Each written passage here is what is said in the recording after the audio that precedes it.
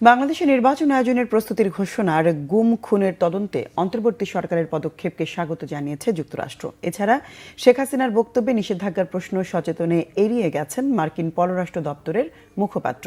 নিয়মিত ব্রিফিংয়ে মার্কিন পররাষ্ট্র দপ্তরের উপপ্রধান মুখপাত্র বেদান্ত প্যাটেল জানান, বাংলাদেশে নির্বাচন আয়োজনের প্রস্তুতির ঘোষণাকে স্বাগত জানায় যুক্তরাষ্ট্র। এতে জনগণ নেতৃত্ব বেছে নেওয়ার সুযোগ পাবে।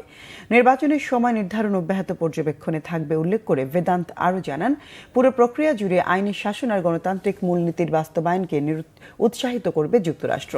অপর এক সংবাদ সম্মেলনে মুখপাত্র ম্যাথিউ মিলারকে এক প্রশ্নকর্তা জানিয়েছেন, শুনানি বা জামিন ছাড়া বাংলাদেশে 2 মাসের বেশি সময় কারাবন্দী আছেন 30 জনের বেশি সাংবাদিক। এ বিষয়ে অনেক মানবাধিকার সংগঠন ডক্টর ইউনূসকে চিঠি দিয়েছেন। যুক্তরাষ্ট্রের অবস্থান জানতে চাইলে মিলার বলেন, গণমাধ্যমে স্বাধীনতা সমুন্নত রাখা ও সম্মান জানানোয় বিশ্বাসী যুক্তরাষ্ট্র। এক্ষেত্রে আইনের শাসন ও সংবাদ মাধ্যমে স্বাধীনতার সাথে সঙ্গতি রাখা উচিত, যা আগে সরকারকেও স্পষ্ট করা হয়েছে।